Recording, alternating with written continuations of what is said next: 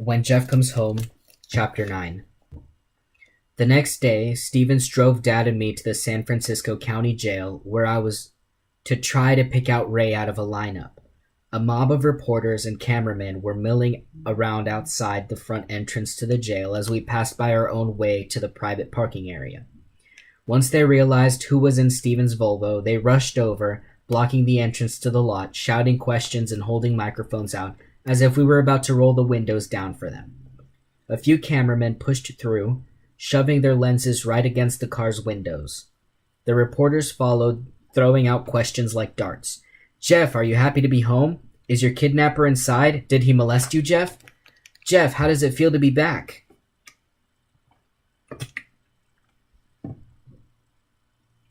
I closed my ears to them, amazed by the fuss and scared too.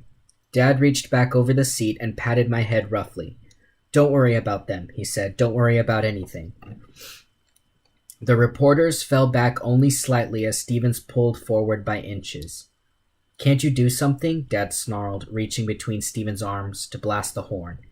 Hey, that won't help, Stevens said. But the reporters moved back enough, then, for him to slide the Volvo in past the gate. Is he in there? I asked quietly, after Stevens piloted the car into a space near the side entrance of the jail. That's for you to tell us, Stevens said carefully, after you see the lineup. I promised him I would never do this. When Dad turned around again, I realized I had spoken out loud. It doesn't matter what you promised him. Dad's eyes were fierce. The building was dingy inside. The walls painted a dull green, a faint chemical odor hanging over the hallways. I avoided the eyes of the men and women in uniform, but several of them stopped anyway to shake my hand. Why do they know me? I asked Stevens. He smiled. You don't realize yet what a concerted effort there was to find you. The lineup room was dimly lit and cluttered with folding chairs. One wall was blocked off by olive green curtains. A short, heavy female officer shook hands with Stevens' dad and me. Two men in suits stood against the back wall. They did not introduce themselves. Jeff, I'm going to open these drapes, the officer said, meeting my eyes squarely. You'll see 5 men standing in a lineup. They can't see you. Take your time and look carefully at each man. Dad pushed me gently toward the curtained window. I shivered, goose flesh breaking out on my arms. They can't see you. They can't get at you, he whispered. I felt the dusty folds of the drapes against my nose, and for a moment I couldn't breathe. Not so close, please. Dad let me go immediately, stepping away.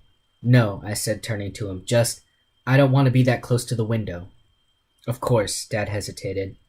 He can do this sitting down, can't he? Sure, the officer said, gesturing back to the rows of folding chairs. Jeff, I'll get you a chair and you can sit. I don't need a chair, Dad. Everyone was silent until the officer cleared her throat. I'm going to open the curtain now, all right?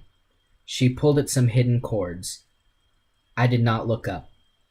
Jeff, Dad said softly, I can't. I'm sorry, I can't. Stephen stood behind me now. Come on, kid, he whispered. Take a look at these guys. Get it over with. I walked away from him, toward the window. All of the men in the lineup had dark hair and pale skin. All stood about 6 feet tall.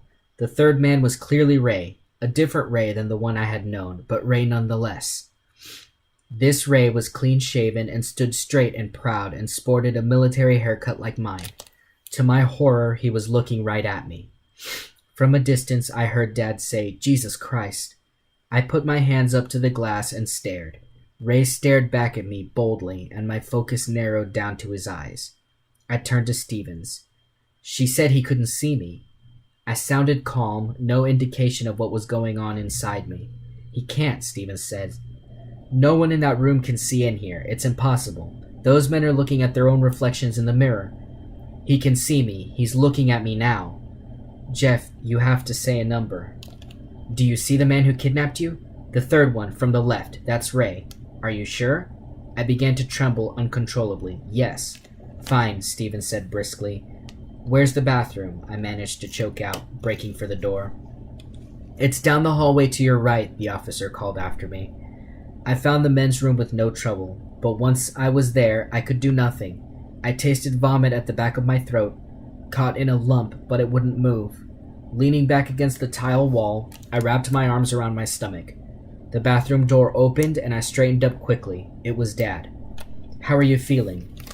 Dumb question, I know. He came closer and I could see that his eyes were moist. "Did you throw up?" "No." I hid my face in my hands for a moment. Dad sighed and turned on the water. He washed his hands, then his face, then turned back to me.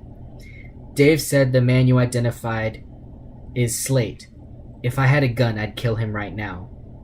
"Don't do that," I said distantly. "Jeff, I'm not angry with you." I looked up at him slowly. "But I need you to tell me something. Is Ray Slate the same man who asked me for directions yesterday?" I closed my eyes. "Yes, I'm sorry, Dad. I'm sorry." "Okay," he said softly. "You're under a tremendous strain, I know. But why didn't you say something? My God." "I couldn't tell you then." "Why?" Dad demanded. I flinched at his tone. "I'm not trying to scare you." "You're not scaring me." "Don't you see? If I'd known, I could have done something.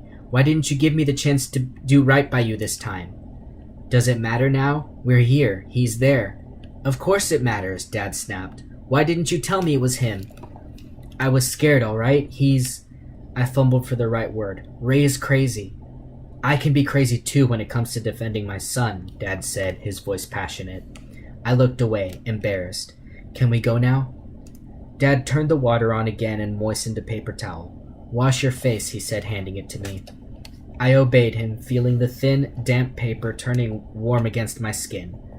I crumpled the paper into a soggy ball, then tossed it into a wall-mounted waste can. Dad handed me a second towel to dry off. "Let's go find Dave," he said when I was done.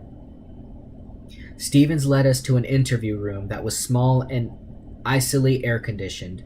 A woman sat at the corner with a typewriter-like device and a laptop computer. A tape recorder was built into the wall over the white metal table where Stevens indicated we should sit. Without preliminaries, Dad said, "When I took Jeff to get his hair cut in my building yesterday, Slate was there. I don't know if he followed us, or knew where I worked and got lucky, or—" "How did that happen, Jeff?" Stevens asked, his eyes intense. I shrugged. "Did you have an arrangement to meet him there?" My detachment vanished in an instant. "What? No," I turned to Dad. "You don't think that, do you?" He hesitated just a second too long. "No, of course not." "Ray and I are not a team, okay?"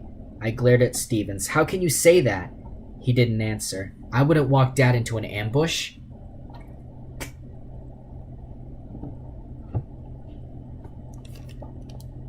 "Is that what it was? An ambush? Was Slate armed, do you think?" I relaxed a little. "Probably," I mumbled. "He had guns and knives."